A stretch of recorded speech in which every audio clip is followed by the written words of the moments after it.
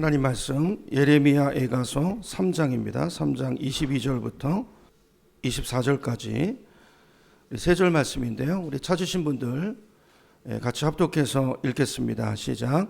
여호와의 인자와 공율이 무궁하심으로 우리가 진멸되지 아니함이니이다. 이것들이 아침마다 새로우니 주의 성실하심이 크시도소이다. 내 심령에 이르기를 여호와는 나의 기업이시니 그러므로 내가 그를 바라리라 하도다. 아멘. 오늘은 이제 다음 주부터 고린도서 나누기 전에 오늘은 구정 전에 또 신전 메시지 한 번 더 할 수 있어서 너무 좋죠. 우리나라는 신정만 있는 게 아니라 구정도 있어서요. 구정도 있어서 얼마나 좋은지 모르겠습니다. 한 번 더 시작할 수 있다는 것은 다시 시작할 수 있는 기회가 한 번 더 있다는 거예요. 그렇죠? 새해가 시작된 지 벌써 이제 5주가 지났는데요. 그간 아마 여러 가지 문제들로 혹시 낙심한 분들이 있다면 오늘 말씀을 통해서 새 힘을 얻으시고 다시 일어서는 은혜가 있기를 축복합니다. 자, 오늘 말씀은 예레미야 선지자의 고백과 같은 말씀이에요. 고백. 근데 여러분 예레미야 선지자 잘 아시잖아요. 근데 이분에게 별명이 하나 있어요. 그게 뭐죠? 어떤 별명입니까? 어떤 선지자의 예레미야는 눈물의 선지자예요. 눈물의 선지자. 그가 왜 이런 별명을 갖게 되었는가? 그 이유가 짐작이 되시나요? 예레미야는요, 정말 힘든 상황 가운데서 사역을 했어요. 정말 쉽지 않은 어려운 국가적으로 큰 위기 가운데서. 여러분, 그가 사역을 했던 기간이 언제냐면요, 이스라엘이 이미 망했어요. 이미 망했고요. 이제 남쪽 유다도 막 부패하고요, 막 죄가 말할 수 없, 그 온 나라 가운데 우상이 득실거리고, 따라서 이 나라도 망하기 직전입니다.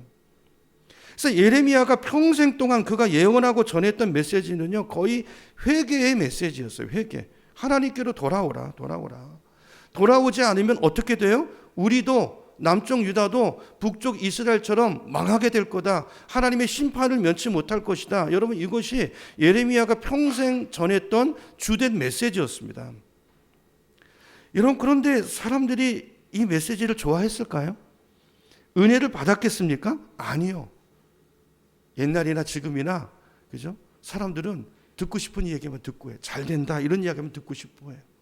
회개하라는 이야기, 그런 설교 오늘도 여전히 좋아하지 않죠. 사람들은요, 예레미야의 설교를 듣고 오히려 분노했습니다. 그를 핍박했습니다. 그래서 예레미야의 사역 가운데는 많은 고난이 있었어요. 심지어 고향 사람들한테도 배척을 당했고요, 가족 공동체에서도 버림을 받았습니다. 어떨 때는 성전에서 설교하다가 붙잡혀서 매질을 당하기도 했고요, 손과 발에 착고가 채워져 가지고 진흙더미에 던져지기도 했고요. 그런 엄청난, 예레미야는 환난이 많았던, 그죠? 그러면서도 백성을 위해서 포기하지 않고 울면서 눈물로 기도했던 눈물의 선지자였어요. 예레미야는요, 그의 사역에 전혀 열매가 없었습니다. 왜냐하면 사람들이 그의 설교에 귀를 기울이지 않으니까, 아예 귀를 막아버리니까 열매가 없었어요. 근데 그러다가 결국 남쪽 유다가 그 메시지를 거부하고 여로보암의 길을 걷다가 결국 어떻게 됩니까? 망하죠. 그죠? BC 586년에 북쪽 이스라엘처럼 멸망합니다. 바벨론에게 무너집니다. 자, 그러니까 예레미야는 어떤 그 시기에 사역을 했냐면요, 유다가 멸망하기 전부터 회개하라는 그 메시지 예언 사역으로 시작해서 자기 조국이 정말 비참하게 무너져 내리는 그 참혹한 현장을 직접 목격했던 선지자가 바로 예레미야였다는 거예요. 예레미야. 그래서 오늘 본문이 예레미야 애가서잖아요. 이 예레미야 애가의 이 애가라는 것은요, 슬픈 노래라는 뜻이에요. 슬픈 노래, 눈물의 노래라는 뜻이에요. 여러분, 당시 남쪽 유다의 상황은 정말 비참했습니다. 너무 참혹했어요. 눈 뜨고 볼 수 없는. 성전이 다 파괴됐고요, 백성들을 보호해줄 울타리, 성벽이 다 무너져 내렸고요, 무방비 상태로 적의 공격에, 맹수들의 공격에 노출돼 있었고요. 그죠? 그리고 남쪽 유다의 왕이었던 그 당시 왕이었던 시드기야 왕은 어떻게 됐습니까? 도망가다가 붙잡혀가지고요, 눈알이 뽑혀요. 눈알이 뽑혀가지고 바벨론으로 끌려가서 거기서 생을 마감합니다. 여러분, 한번 상상해 보세요. 이런 처참한 비극 가운데서 나라는 망하고요, 성전은 무너졌고요, 아니 왕은 두 눈이 뽑혀가지고 비참하게 끌려가서 거기서 죽임을 당하고요, 백성들은 뿔뿔이 흩어졌고요, 여러분 이런 상황 속에서 백성들은 어떤 생각을 했을까요? 여러분 상상해 보세요. 내가 그 입장에서 한번 생각해 보세요. 어떤 생각이 들었겠습니까? 하나님이 정말 살아계시다면 어떻게 하나님 나라의 백성의 삶에 어떻게 이런 일이 일어날 수가 있지? 하나님이 진짜 계신다면 어떻게, 왜 우리에게 이런 신앙적인 질문을 던졌겠죠. 그리고 아마 깊은 신앙적인 회의를 느꼈을 것 같습니다. 그렇지 않을까요? 이제 우리는 끝났구나. 하나님이 우리를 버리셨구나. 여러분 그런 처참한 상황 가운데서 선지자 예레미야가 하나님의 음성을 듣고 울면서 기록한 책이 바로 이 예레미야 애가서인 것입니다. 여러분 그런데요, 제가 지금 배경과 상황을 말씀드렸잖아요. 자, 배경은 그렇지만 이 예레미야 애가서의 말씀을 보면요, 그 안에 슬픔과 절망만이 담겨 있는 것이 아니라는 거예요. 그죠? 예레미야는요, 절망 속에서 희망을 노래합니다. 슬픔 속에서 눈물 가운데서 나라의 회복을 바라보고 그 하나님을 찬양합니다. 그게 오늘 본문의 핵심이에요. 여러분 다시 오늘 본문으로, 여러분 성경으로 한번 가보세요. 오늘 우리가 읽은 이 3장을 보면요, 예레미야 애가서가 몇 장까지 있죠? 5장까지 있습니다. 5장. 그러니까 오늘 본문은 이 전체 5장 가운데 딱 그 위치로 볼 때 딱 중앙부에, 딱 중심부에 위치해 있는데요, 핵심 메시지가 뭐냐면 끝날 때까지는 끝난 것이 아니다예요. 그런 얘기 많이 하잖아요. 끝날 때까지는 끝난 것이 아닙니다. 상황은 끝나 보이지만 아니요, 아직 끝나지 않았습니다. 왜 끝이 아닌가? 왜 끝이 아닌가? 왜냐하면 이스라엘을 향한 하나님의 인자가, 그분의 긍휼이 아직 끝나지 않았기 때문이다. 이게 예레미야의 메시지입니다. 22절로 다시 가보세요. 22절을 보시면 여호와의 인자와 긍휼이 어떠하심으로? 무궁하심으로 우리가 진멸되지 아니함이니이다. 여러분 그렇다면 여기 예레미야가 말하는 여호와의 인자와 긍휼이 뭘까요? 여러분 우리가 오늘 본문 말씀을 잘 이해하려면요, 원어적인 공부가 좀 필요해요. 그래서 오늘은 좀 원어 얘기를 조금 하겠습니다. 이해해 주세요. 우선 이 인자라는 단어는요, 이건 제가 여러 번 설명드렸어요. 그죠? 구약에서 굉장히 중요한 반복되는 단어잖아요. 헤세드라는 단어, 헤세드. 기억나시죠? 뭐 이건 제가 여러 번 설명했으니까 오늘은 그냥 넘어갈게요. 그러니까 이 헤세드라는 단어는 번역하면 이런 뜻이에요. 변함없는 하나님의 사랑이라는 뜻이에요. 변함없는 하나님의 사랑. 왜 변함없냐면요, 하나님의 성품 때문이기도 하지만 이 사랑의 기초가 우리에게 있지 않고, 사랑의 근거가 우리에게 있지 않고 하나님의 언약에 있기 때문이라는 거예요. 그래서 그 언약 때문에 우리를 사랑하시니까 우리가 하는 거 보고 사랑하면 맨날 바뀌어야 되겠죠. 우리가 늘 변하니까. 근데 그게 아니고 변치 않는 언약에 기초한 사랑이기 때문에 우리가 어떠하든지, 우리가 아무리 불성실해도 하나님의 그 사랑은 변하지 않는다. 이게 헤세드예요. 헤세드. 이게 저와 여러분을 향한 하나님의 사랑인 줄로 믿습니다. 우리는 변하잖아요. 하나님 안 변하세요. 그래서 우리가 희망이 있는 거예요. 그래서 26년도 나의 성실함 때문이 아니라, 나의 노력 때문이 아니라 그분 때문에 우리가 금년 한 해를 기대해 볼 수 있는 거예요. 그분과 함께, 그분의 은혜 안에서 함께 간다면 우리는 하나님의 놀라운 일들을 이룰 수 있을 거라는 거예요. 이게 예레미야의 메시지입니다. 메시지. 두 번째, 그런가 하면 이제 긍휼이라는 단어, 이 하나님의 긍휼이라는 단어는요, 히브리어로요, 라하밈이라는 단어예요. 라하밈. 제가 다음 주 주보에 이제 실어드릴게요. 이제 주 지나면 오늘도 이제 내용이 많아서 좀 싫다가 많았는데 전주 설교를 실어드릴게요. 전주 들은 설교를 또 주보를 보고 또 묵상하고 되새김질하고 내 것으로 만드시고 이렇게 하시면 좋겠어요. 자, 긍휼은 히브리어로 라하밈이라는 단어인데요, 이게 어떤 단어에서 왔냐면요, 어원이 레헴이라는 단어에서 왔어요. 레헴. 이 레헴의 뜻이 뭐냐면요, 모태, 자궁이라는 뜻을 갖고 있어요. 그러니까 엄마의 모태란 말이에요. 모태, 자궁. 자, 그래서 이 라함임은 이제 긍휼이란 뜻인데, 자, 어떤 긍휼이냐면요, 엄마의 긍휼, 엄마. 자기가 낳은 자기 자식을 향한 엄마의 사랑, 엄마의 그 자식을 향한 긍휼, 다시 말하면 모성애죠. 그게 여기 나오는 긍휼이라는 단어의 뜻이에요. 이게 우리를 향한 하나님의 사랑이라는 것입니다. 아까 헤세드 뭐라고요? 변하지 않는, 자기 자식을 향한 애끓는, 창자가 끊어지는 듯한 그 불붙는 사랑, 이게 긍휼, 이 인자와 긍휼, 이게 우리를 향한 하나님의 사랑이라는 거예요. 여러분 근데 하나님은 어떤 분이라고요? 여러분 우리 주변에 보세요. 우리도 다 자식을 낳아서 키우잖아요. 여러분 자식을 버리는 부모 보셨습니까? 자식 버리는 엄마 보셨나요? 보셨죠? 좀 봤어요. 간혹 있더라고요. 많지는 않지만 간혹 있어요. 근데 그런 분들은 왜 그런 거예요? 라함임이 없는 거예요. 라함임. 이 궁율, 엄마의 이 모성애, 이게 없는 엄마죠. 이게 부족한 엄마죠. 근데 인간은 그럴 수 있다는 거예요. 죄성을 가지고 있기 때문에. 근데 하나님은 어떤 분이라고요? 그 헤세드와 라함임이 조금 있는 게 아니라 무궁하시대요. 무한대로 있으신 분이라는 거예요. 그렇기 때문에 비록 지금 이스라엘이 하나님께 범죄해서 징계를 받고 있는 상황이지만 그러나 하나님의 궁율, 그분의 인자가 무궁하시기 때문에 끝이 없기 때문에 그들이 진멸되지는 않는다는 거예요. 어떤 경우에서도 하나님이 회초리를 매를 드시는 거죠. 다른 어떤 외부적인 조건으로 내 백성이 결코 망하지 않는다는 거예요. 여러분 이게 저와 여러분인 줄로 믿습니다. 우리 삶에 고난이 있어요. 징계가 있어요. 그러나 그 위에 하나님의 인자가 있고 변치 않는, 그죠? 무한한 하나님의 궁율이 있다는 거예요. 궁율. 그 눈이 있다는 거예요. 눈. 그 사랑과 보호가 있다는 거예요. 그래서 우리는 망하지 않는다는 것입니다. 하나님의 백성은 결코 그게 끝이 아니고 지금의 고난이 끝이 아니고 반드시 그분의 사랑으로 회복시키신다는 거예요. 그게 우리를 향한 하나님의 계획이라는 거예요. 그게 22절의 메시지예요. 자, 그리고 나서 여러분 성경을 보세요. 23절 그 다음 절을 보면 또 예레미야가 이어서 이렇게 이야기해요. 이것들이 아침마다 새로우니. 여기 이것들은 뭐예요? 방금 말한 우리를 향한 하나님의 뭐라고요? 헤세드와 라함임. 그죠? 이게 아침마다 새롭다는 거예요. 이 말은 무슨 말입니까? 아침마다 새롭다는 말은 하나님께서 날마다 새로운 은혜와 자비를, 긍휼을 우리에게 베풀어 주신다는 거예요. 어제의 긍휼로 우리가 사는 게 아니고 오늘은 새로운 은혜를 주신대요. 오늘을 살아갈 새 힘을 주신대요. 누가요? 하나님이. 그 하나님이 우리 하나님이라는 거예요. 그래서 희망이 있다는 거예요.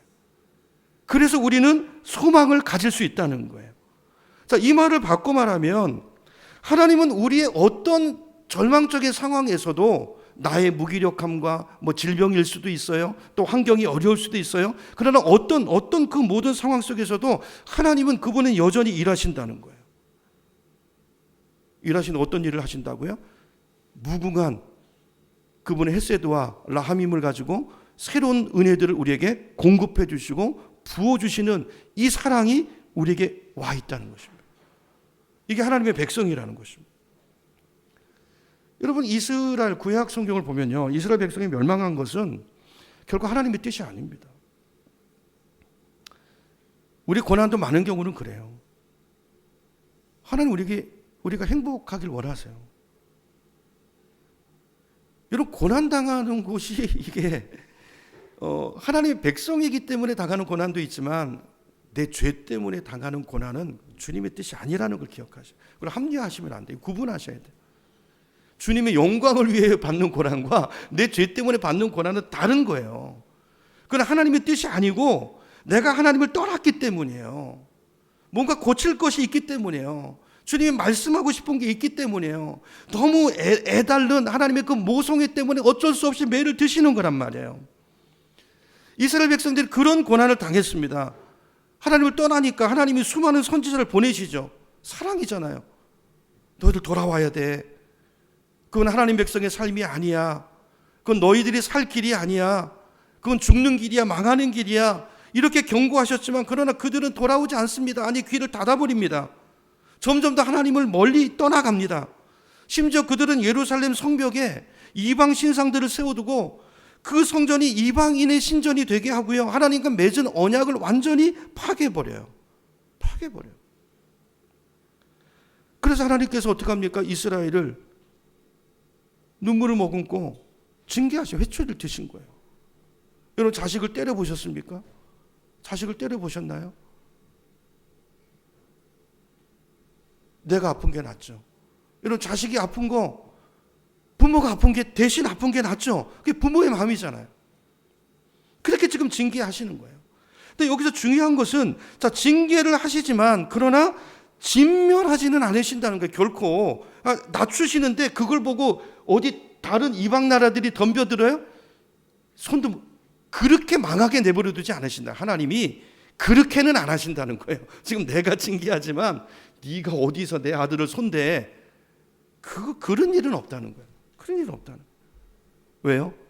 하나님의 인자와 긍휼 때문이라는 거예요. 하나님의 사랑. 그래서 예레미야서 29장 10절에 보면 이렇게 말해요. 예레미야서 29장 10절. 제가 스크린 안 만들었죠. 제가 읽어볼게요. 자, 여호와께서 이와 같이 말씀하시니라. 바벨론에서 몇 년이라고 말씀하죠? 70년이라고 말씀하죠. 70년이 차면 내가 너희를 돌보고 나의 선한 말을 너에게 성취하여 너희를 이곳으로 어떻게 하리라? 돌아오게 하리라 그랬어요. 돌아오게 하시겠다는 거예요. 기간이 있죠. 그죠? 정해진 기간이 있어요. 아하, 이게 무슨 말일까요? 하나님 매를 드셨지만 그게 끝이 아니라는 거예요. 때가 되면 돌아오게 하신다는 거예요. 자, 그래서 이어지는 예레미야 29장 그 다음 절 11절을 보면요, 뭐라고 말씀하냐면 이렇게 말씀하세요. 스크린 보세요. 너희를 향한 나의 생각을 내가 안 하니 뭐라고요? 평안이고 재앙이 아니야. 그러니까 하나님은 고난 가운데서도 하나님과 연결되어 있는 사람은 참 우리 놀라운 그런 여러분 경험하시잖아요. 고난이 있는데 평안해요. 그게 하나님이 함께하는 고난이에요. 평안이 있어요. 너희에게 이 고난은 너희에게 미래와 희망을 주려는 거야. 그 말이죠. 혹시 우리 가운데 이런 고난이 와 있는 분이 있습니까? 평안을 누리시기 바랍니다. 그 고난이 여러분을 살리는 고난이에요. 여러분의 미래가 되고 그것이 그 눈물이 여러분의 희망을 줄 거예요. 여러분의 인생을 놀랍게 세울 거예요. 주님의 뜻 위에, 주님의 나라 위에. 이게 하나님의 마음이에요. 고난을 주시는 하나님의 마음. 라하밈이라고. 라하밈. 어머니의 이 사랑이라는 것입니다. 하나님께서는 실제로 예레미야를 통해서 그가 예언한 그대로 정확하게 70년 후에 이스라엘을 기적적으로 70년 후에 정확하게 회복하십니다. 여러분, 제 질문, 하나님께서 왜 이렇게 하시죠? 우리 인생에도 그런 게 있죠. 자, 우리 죄 때문에 참 이렇게 가다가 저도 여러 번 맞았어요. 나는 은혜를 또 주세요. 다시 시작할 수 있는 은혜를 주세요. 왜입니까? 이유가 뭡니까? 아니, 저 같으면 버리고 다시 만들겠어요. 다시. 하나님 전능하시잖아요. 다시 만들겠어요. 근데 하나님은 포기하시는 적이 없어요. 왜입니까? 이게 바로 이스라엘을 향한 하나님의 헤세드와 라하밈이 무궁하신 그 이유라는 거예요. 그죠? 이런 하나님이 우리를 사랑하시고 다시 기회를 주시고 용서하신 이유가 뭐예요? 그 근거가 뭐예요? 그 근거는 나에게 있지 않습니다. 나의 의로움에 있지 않아요. 이스라엘 백성들의 의로움에 있지 않아요. 전혀 아닙니다. 이유는 단 한 가지예요. 뭐예요? 하나님께서 그들과 맺은 언약 때문이에요. 여러분, 여러분이 오늘 말씀의 핵심이 이거예요.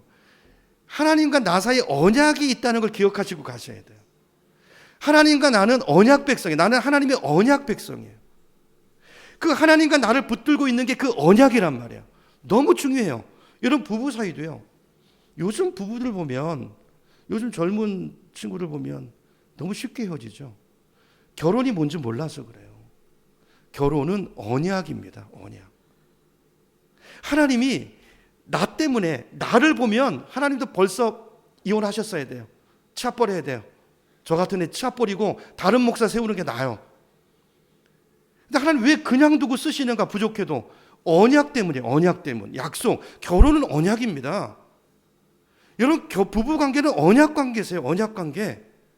상대방이 부족해도 여러분 언약하셨잖아요. 언약. 하나님 앞에서. 그래서 그분의 어떠함에도 불구하고 견뎌주는 거예요. 그게 사랑이죠. 사랑으로 맺어진 언약이에요. 그 부부 안에 누구의 사랑이 임해야 그 부부관계가 가능해지냐면 그리스도의 사랑입니다. 우리 모든 삶이 똑같아요. 우리 인생이 이 언약 관계 위에 서 있다는 걸 이해하셔야 돼요. 그래야 나의 삶이, 나의 신앙이 달라지고 성장이 있고 회복이 있어요. 가정의 회복이 있고 공동체 회복이 있는 거예요. 언약을 이해하셔야 돼요. 자, 그래서 오늘은 언약에 대해서 좀 설명을 드리겠습니다. 언약. 힘들 수 있지만 들으세요. 들어두시면 이제 나중에 이해가 되실 때가 있을 거예요. 자, 하나님은 이스라엘 백성들과 언약을 맺으셨는데요. 하나님께서 이 언약을 언제 처음 맺었습니까? 언제부터 이스라엘과의 언약이 시작됐죠? 아브라함이죠. 그게 믿음의 조상이라고 하잖아요. 창세기 12장에 보면 하나님이 아브라함을 부르십니다. 갈대 우르에 살고 있는 아브라함을 불러내십니다. 그리고 말씀을 주십니다. 야, 본토 친척 아비 집을 떠나서 내가 너에게 지시할 땅으로 가. 그러면서 그에게 약속을 하시죠. 자, 언약의 다른 말이 약속이잖아요. 자, 언약을 하세요. 어떤 약속입니까? 자, 내 말에 순종하면 내가 너로 큰 민족을 이루고 너의 후손을 정말 하늘의 별과 같이 바다의 모래같이 많게 할 것이고 너의 이름을 창대하게 할 거야. 그리고 너와 네 후손이 땅의 복의 근원이 될 거야. 놀라운 약속을 주세요. 자, 후손에 대한, 이와 같은 후손에 대한 약속뿐 아니라 땅에 대한 약속을 주십니다. 그래서 가나안 땅이 약속의 땅인 거예요. 약속의 땅이란 말이 저도 청년 때는 잘 몰랐어요. 그게 약속의 땅인가 보다, 무조건 잘 되는 땅인가 보다, 그런 뜻이 아니고 약속이 있는 땅이란 말이에요. 약속이 있는 땅. 약속이 있는 땅. 인간적으로 볼 땐 그 땅은 안 되는 땅이에요. 망하는 땅이에요. 그런데 하나님의 언약 안에 있으면 그 약속이 이루어지는 땅이에요. 그래서 여기 하나님이 계시구나라는 걸 그들만이 아니라 주변 모든 사람들이 보고 알 수 있는 그런 땅, 그런 세팅된 자리가 바로 가나안 땅, 약속의 땅이에요. 그러니까 내가 언약 안에 있으면 그곳이 천국이 되고 하나님의 나라가 되고 하나님의 영광을 나타내고, 그죠? 세상의 복의 통로가 되는 그 땅, 그 땅을 약속하시죠. 자, 이 놀라운 약속을 주니까 아브라함이 하나님께 질문하죠. 아니, 하나님, 그건 내가 어떻게 믿어요? 어떻게 믿고 여길 떠나요? 내가 평생 여기 산다는데 어떻게 믿습니까? 증거를 구하잖아요. 하나님이 그 약속을 지킨다는 걸 내가 어떻게 믿을 수 있습니까? 자, 그러자 하나님께서 창세기 15장에 보면 아브라함에게 한 가지 명령을 하십니다. 짐승들을 가져오라고 말씀해요. 짐승. 3년 된 암염소, 암소, 순양, 비둘기, 산피, 이런 걸 갖고 오라는 거예요. 그리고 그걸 다 반으로 쪼개가지고 양쪽으로 서로 마주보게 놓으라는 거예요. 여러분 상상해 보세요. 이게 얼마나 끔찍한 장면일까요? 짐승들을 다 반으로 쪼개는 거예요. 반으로 쪼개면 어떻게 되죠? 막 그 속에 있는 내장들이 쏟아져 나올 거고, 거기서 엄청난 피들이 부어 쏟아져 나올 것이고, 선열이 낭자 피비린내가 나고 잔혹한 형장이겠죠. 여러분, 하나님 왜 이렇게 하신 걸까요? 이게 당시 사람들이 언약을 맺는 방법이었어요. 그래서 그걸 가져와서 아브라함이 이해하기 쉽게, 그러나 그 속에 놀라운 진리를 담아서 하나님의 약속을 담아서 말씀하고 계시는 거예요. 당시 아브라함이 살던 시대 고대 근동의 왕들은요, 상호 간에 서로 이런 조약을 맺음으로 자신의 왕국의 안위를 보장받았습니다. 약소국들이 살 방법이 없잖아요. 그러니까 강대국과 이런 조약을 맺는 거예요.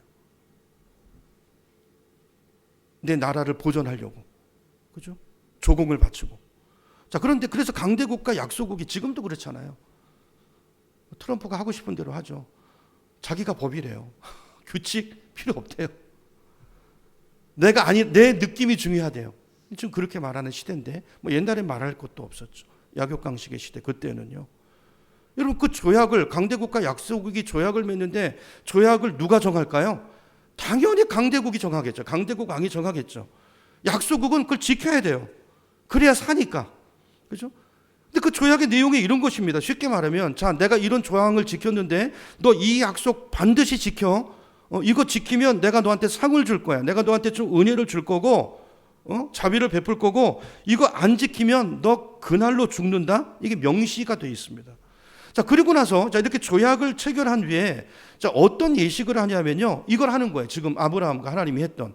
짐승들을 잡아다가 반으로 쪼개놓습니다. 그리고 그 사이를 걸어가게 해요. 그 사이를. 누가 걸어갈까요? 그 사이를. 짐승을 쪼개놓은 사이를 강대국의 왕 안 걸어갑니다. 약소국의 왕이 걸어가요. 그 조약 문서를 가지고 갑니다. 이게 뭘 의미하는 걸까요? 내가 이 조약 문서에 있는 내용들을 정확하게 지키지 않으면 나는 어떻게 된다? 여기 쪼개져 있는 짐승들처럼 내가 두동강이 난다 라는 서약을 누구 앞에서? 강대국 왕 앞에서 하는 거예요. 여러분, 옛날에 무서운 것입니다. 그러니까 이 언약은 짐승의 피로 맺은 약소국 왕의 생명을 담보로 한 언약인 거예요. 이게 만만한 게 아니에요. 생명이 걸려, 생명이. 근데 뭘로 맺었어요? 짐승의 피로. 하나님께서 아브라함과 바로 이 세팅을, 이 그림을 가져와서 지금 언약을 맺고 계시는 거예요. 짐승을 가져와라. 그걸 쪼개 벌려놔. 그럼 아브라함이 알죠. 그 시대에 살았던 사람이니까 이게 뭘 의미하는지를 알았을 거예요.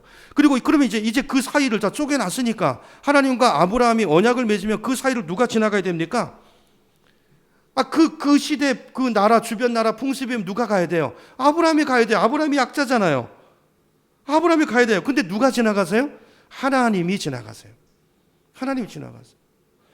창세기 15장 17절, 창세기 15장 17절 스크린 보세요. 해가 져서 어두울 때 연기 나는 화로가 보이며 누가요? 타는 횃불이, 아브라함이 아닙니다. 타는 횃불이 쪼갠 고기 사이로 지나더라고요. 여기 타는 횃불은 누구죠? 구약에서 타는 횃불 불은 하나님의 임재를 상징하는 거죠. 하나님은 육체가 없으시니까 하나님이 지나가신 거예요. 그 상징을 통해서 내가 지금 지나가고 있다는 걸 보여주신 거죠. 아브라함한테. 아브라함이 아니라 하나님이 지나가셨단 말이에요. 여러분 이게 뭘 의미하는 거죠? 이 언약의 책임을 누가 지겠다는 거예요? 하나님이 지겠다는 거예요. 언약이 깨지면 누가 죽어요? 약소국이 죽어야 되는데 아브라함이 죽어요. 누가 죽어요? 그리스도가 죽어요. 예수 그리스도가 죽어요. 예수 그리스도의 생명을 담보로 하나님이 우리와 새 언약을 맺으십니다. 새 언약을 맺으세요. 자, 오늘 이 그림인데 뭐가 달라요? 재물이 다르고 희생이 다르고 담보가 달라요. 하나님의 생명을 걸고 아들을 내어 주시고 그리고 하나님의 이름을 걸고 우리와 새 언약을 맺으세요. 우리가 그 새 언약 백성이라는 거예요. 여러분 출애굽기를 보면 하나님께서 400년 동안 애굽에서 종살이하던 이스라엘을 기억하셔서 저들 구원하시죠. 그리고 가나안 땅으로 인도하시죠. 그렇죠? 그 이유가 뭘까요? 그들이 의로웠기 때문입니까? 그들이 애굽에서 하나님을 잘 예배했기 때문입니까? 아닙니다. 그들을 구원하신 이유는 딱 한 가지예요. 아브라함과 맺은 이 언약 때문이에요. 여러분 이거를 놓치시면 안 돼요. 오늘 내가 왜 여기 있는가? 여러분이 의로워서? 아닙니다. 아니에요. 예수 그리스도께서 십자가 위에 맺으신 그 십자가의 그 피, 흘린 피, 그 쪼개진 예수님이 십자가 위에서 찢어지시죠. 피를 쏟으시죠. 그 십자가를 근거로 하나님이 우리와 언약을 맺으신 거예요. 여러분 십자가는 언약입니다. 그 언약을 믿는 모든 자들, 그 언약 안에 예수 그리스도를 나의 구주로, 구세주로, 나의 주인으로 믿고 모시는 자들은 이제 하나님의 그 언약 백성이 돼서 오늘 본문처럼 하나님의 무궁하신 인자가, 하나님의 그 크신 긍휼이 우리에게 부어지는 언약 백성으로 오늘 우리가 여기 서 있는 거예요. 이게 복음인 것입니다. 이게 복음인 거예요.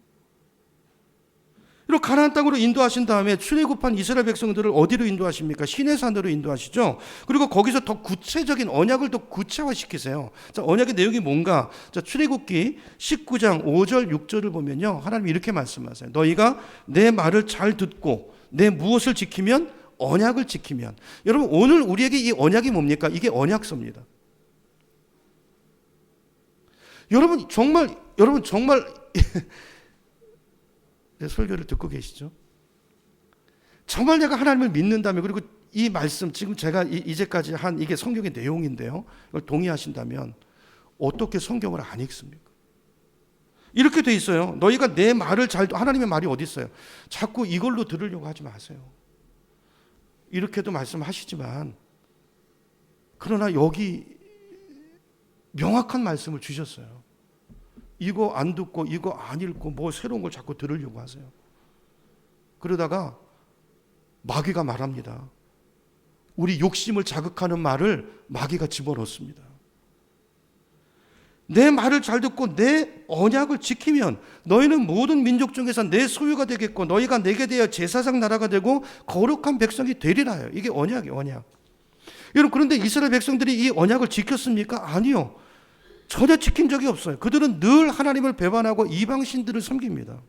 그럼에도 불구하고 하나님께서 이스라엘을 진멸시키지 않으신 것은 그 이유가 뭐라고요? 이 언약 때문이라는 거예요. 우리는 언약을 어기지만 하나님은 그런 분이 아니에요. 언약 때문이에요.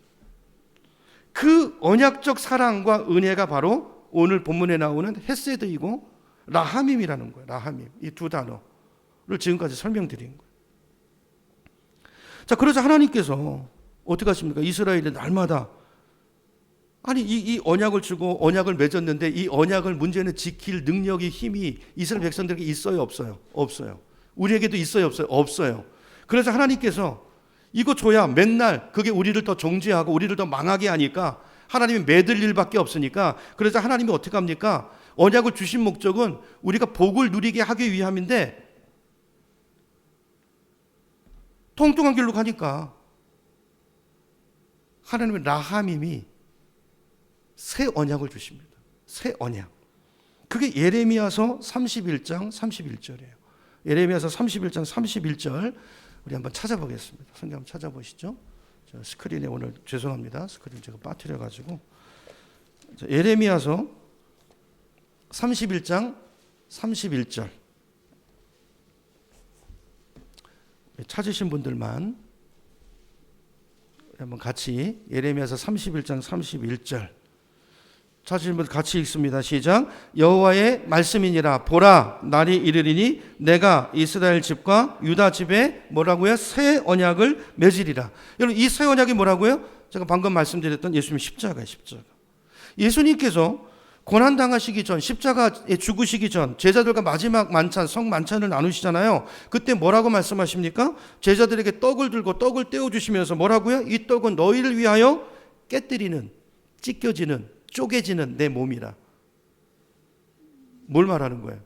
아브라함 그 언약, 아브라함과 맺었던 그 언약, 그 옛 언약을 이야기하는 거예요.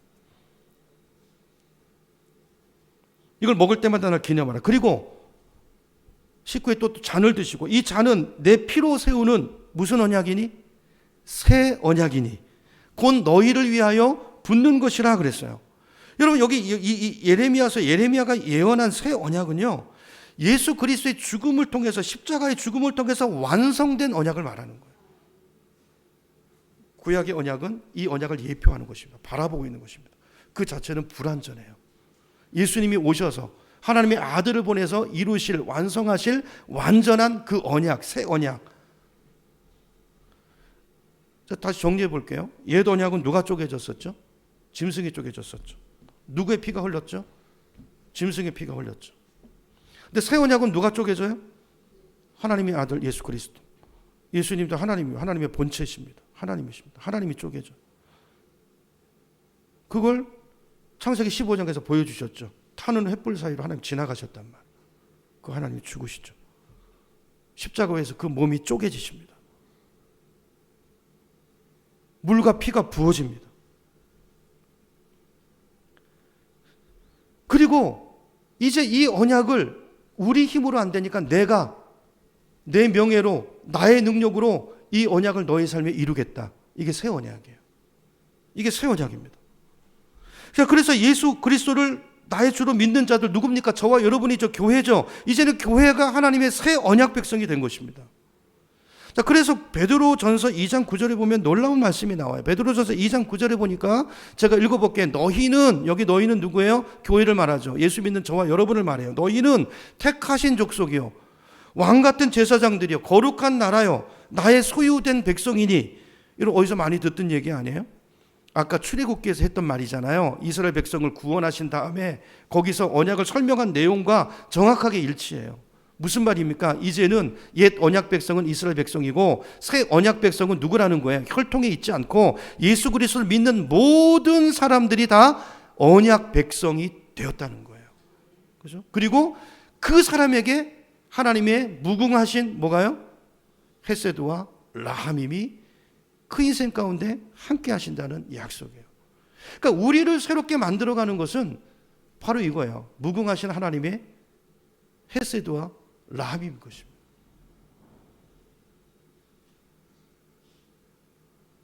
사람을 우리가 바꿀 수 없습니다. 이게 그 얘기예요. 우리가 바꿀 수 없어요. 하나님이 하십니다. 하나님의 방법은 뭐라고요? 사랑입니다. 사랑. 우리가 오해하지 말아야 돼요. 사랑입니다. 그게 지난주일 말씀이에요. 여러분 주보를 잘 읽으시고 다음 주까지 기재할 텐데요. 여러분 잘 외우셔야 돼요. 그 내용을. 사랑입니다. 모든 율법의 핵심은 사랑입니다. 그러므로 복잡하게 율법을 다 몰라도 딱 두 가지 생각하시면 돼요. 어떤 일을 할 때, 무엇을 할 때 내가 정말 하나님을 사랑하는가. 내가 정말 하나님을 사랑해서 내가 이 일을 계획하고 지금 내가 이 일을 하고 내가 이 말을 하고 있는가? 그리고 이것이 이웃을 하나님이 그 영혼을 사랑하시는데 저분에게 생명을 주신 분도 하나님이신데 그것이 하나님이 기뻐하시는 일인가? 하나님이 사랑하는 저 영혼을 사랑하는 일인가? 이 두 가지. 이 두 가지를 점검하면 완벽해요. 정말 그거예요. 여러분, 사랑이 없으면 아무것도 아닙니다. nothing. 우리가 사랑이 없이도요, 천사의 말을 할 수 있고, 기가 막힌 설교를 할 수 있고, 나를 구제하도록, 나를 불사르도록 내어줄 수도 있어요. 사랑이 없이도 말이죠. 근데 그거는 nothing. 아무것도 아니에요. 아무것도 아니에요.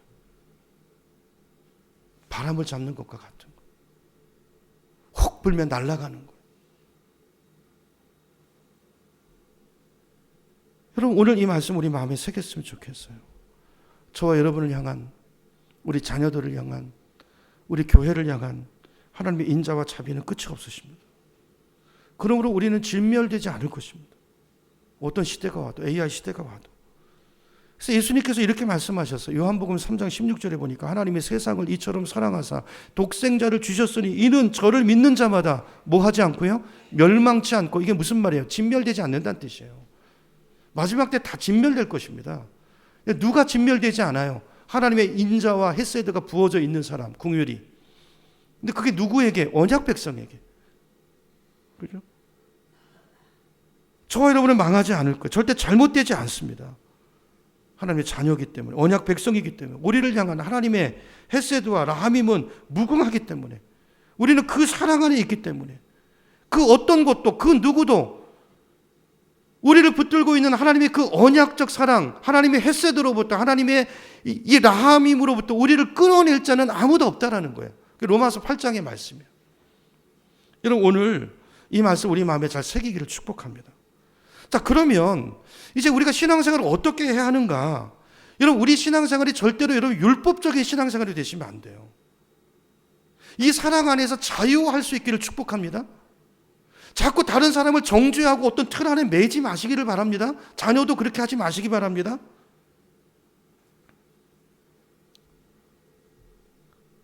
율법사들이 오해했던 것처럼, 지난주에 봤던 것처럼 오늘 많은 교회도 이런 게 율법적인 교회가 많습니다.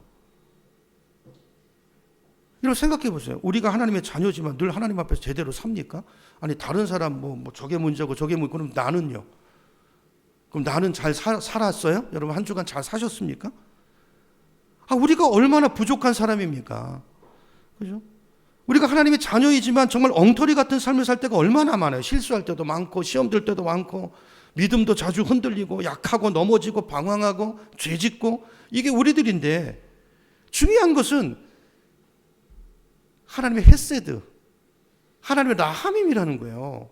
그런 우리를 하나님이 내치지 않으시고 품어주시기 때문에 그 사랑 안에서 우리가 여기까지 온 거예요.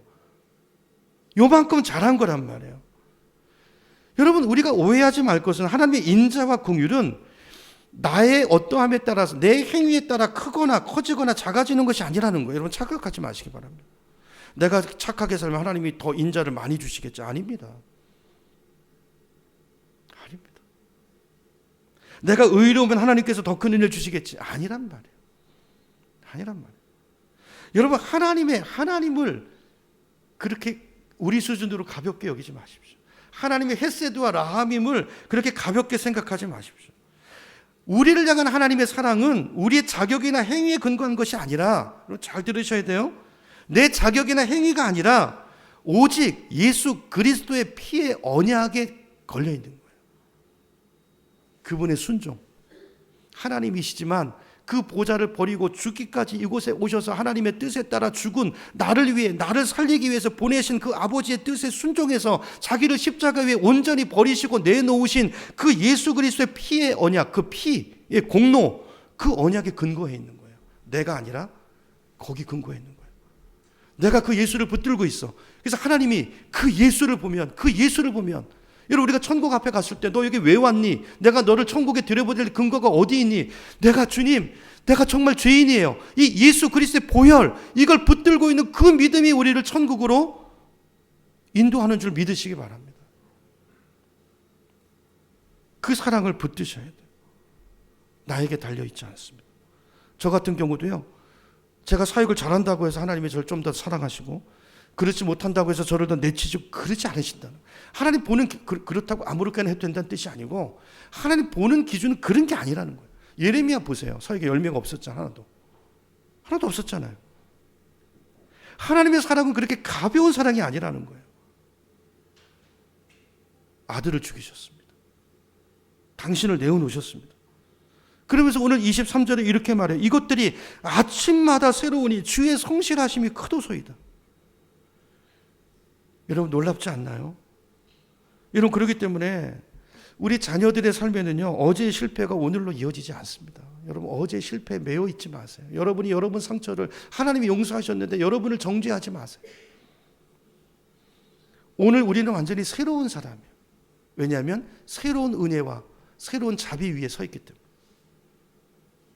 오늘 우리에게 새로운 은혜가 부어지고 있기 때문에 이게 얼마나 놀라운 은혜냔 말이에요. 여러분 광야 이스라엘 백성들을 보세요. 그들이 하나님 앞에 신실했나요? 신실했습니까? 날마다 불평하죠. 홍해 기적이 3일을 못 가요. 3일. 물이 없으니까 또 원망하고 불평하죠. 근데 놀라운 사실은 이와 같이 신실하지 않은 이스라엘 백성들에게 하나님은요, 단 하루도, 광야 40년 동안 단 하루도 만나를 거르지 않으셨다는 사실이에요.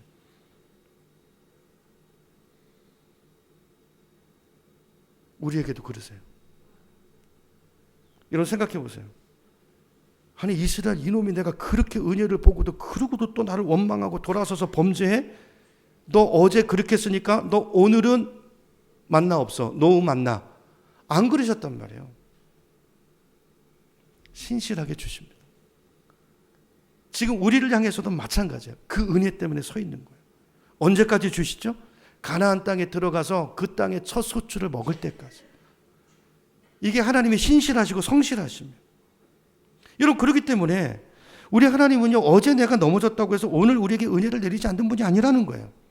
어제 넘어졌어도 이 언약, 피의 언약을 붙들고 주님 앞에 나아가기만 하면, 구하기만 하면 오늘 새로운 은혜를 주신다는 거예요. 이게 언약의 약속이에요. 약속. 약속입니다. 여러분 오늘 금년 새해를 맞은 지 벌써 오늘 6주째인데요. 여러분 환경을 보시면 여러분 새해 시작하면서 결심도 하시고 그랬겠지만 어쩌면 벌써 결심한 것들이 무너진 분들도 있으실 거예요. 이게 우리입니다. 2월 지금 중순이 지나가지만 우리 환경은 달라진 게 없습니다. 삶의 현장은 똑같습니다. 나도 똑같고 똑같은 것 같고 여전히 나는 연약하고 반복되는 실수가 여전히 내 안에 있고 내가 넘어졌던 자리, 그 실패했던 순간들이 여전히 우리 가운데 있어요. 새해가 됐다고 해서 그게 싹 없어지고 다시 세팅돼서 다시 환경부터 새롭게 시작 이런 게 아니에요. 똑같아요. 자, 그럼에도 불구하고 이 새해가 우리에게 희망인 것은 그 이유는 어디에 있다고요? 하나님의 은혜가 새롭기 때문에. 그죠? 하나님의 그 무궁하신 은혜가 오늘 새롭게 오늘 이 순간 내일도 날마다 주어지기 때문에 그 은혜를 붙잡고 오늘 우리는 다시 시작할 수 있는 것입니다. 다시 일어날 수 있는 것입니다. 하나님의 신실하심 때문에. 여러분 우리 모두에게는 이 하나님의 은혜가 필요합니다. 저에게도 이 은혜가 필요합니다. 왜냐하면 저도 맨날 넘어져요. 저도 맨날 죄 짓고요. 저도 맨날 실패하기 때문에 이 은혜가 없으면 설 수 없습니다.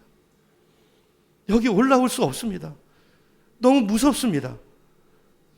여러분 내가 여기 올라와서 말씀을 전할 수 있는 것은 내가 완전해서가 아니라 내가 부족하지만 이 사랑이 나에게 임해 있기 때문에 이 사랑이 부어져 있기 때문에 다시 시작할 수 있는 그 십자가의 사랑과 은혜를 붙들고 오늘 또 여기 서는 거예요.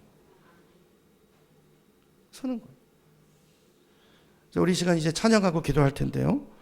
여러분 오늘 내 모습, 내가 쓰러지고 더러워진 모습이어도 주님 앞에 나가기만 하면 하나님은 우리를 다시 붙잡아 주십니다. 일으켜 주십니다. 이 시간 우리에게 필요한 것은 주님 나에게 은혜를 주세요. 여주인의 손을 바라는 여종의 눈같이 내가 주님을 바랍니다. 내가 주님을 기다립니다. 주님의 은혜가 없으면 나는 살 수 없고 설 수 없습니다. 은혜가 없으면 내 가정을 세워갈 수 없고 우리 자녀들을 키울 수 없고 내게 맡겨주신 사역을 감당할 수 없습니다. 주님, 나에게 은혜를 주세요. 우리에게 필요한 건 이거예요. 금년 한 해 우리가 이 믿음 가지고 가면 하나님께서 날마다 우리를 새롭게 넘어지고 또 일어나고 또 새로운 은혜 붙잡고 또 일어나서 또 한 발 가고, 이게 우리예요. 그리고 이 삶을 살아가는데 필요한 것이 공동체입니다. 공동체. 이걸 지탱해 주는 것이 공동체입니다. 그게 가정이고 그게 교회이고 그게 목장입니다. 가족이 버텨주는 것입니다. 그 사람이 다시 일어설 수 있도록, 나에겐 힘이 없지만 하나님의 은혜를 붙잡고 일어설 수 있도록 기도해주고 견뎌주고 울타리가 되어주고, 그렇게 해서 함께 이 길을 걸어가는, 회복과 성숙과 부흥을 이루어가는 2026년도 한 해 우리 교회 또 저와 여러분의 삶이 되기를 주님의 이름으로 축복합니다.